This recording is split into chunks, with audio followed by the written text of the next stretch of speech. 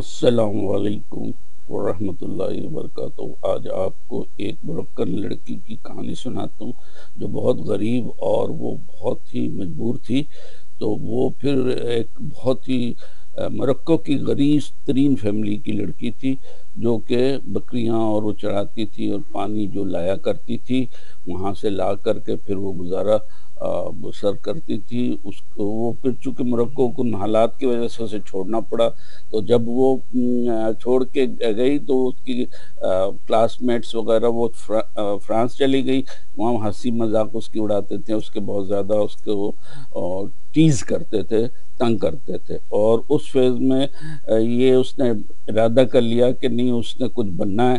تو اس نے بہت سخت محنت کی اور بہت زیادہ تعلیم حاصل کی، اور جب کہ لوگ دوسرے سو رہے ہوتے تھے وہ پڑھتی تھی، اور وہ لڑتی رہی ایکول رائٹس کے لیے۔ وہ اور پیپل جو لوگ تھے وہ ڈونٹ ہیو ٹو گو کہ لوگوں کو اس طرح نہ گزرنا پڑا جس طرح اس کو گزرنا پڑا۔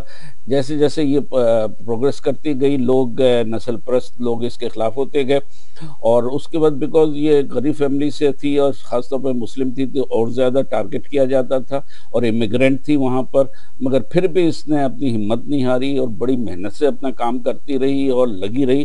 اور دیکھیں اس کا نتیجہ کیا نکلا کہ آج وہ فرینچ منسٹر ہے، ایجوکیشن منسٹر ہے، اور one of the highest paid, مطلب بہت زیادہ، سب سے زیادہ اس کی تنخواہ ہے اور سب سے زیادہ اس کی وہ ہے۔